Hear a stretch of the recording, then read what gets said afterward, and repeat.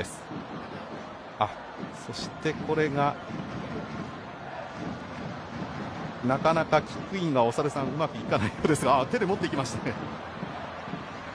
山口さん、最近いろんな趣向を凝らしますね。すごいですね。これを解説しろと言われても困るかもしれませんが穏やかな雰囲気が流れました大阪ヤンマースタジアム長居です。さあこれがセレッソにとってはホーム最終戦です。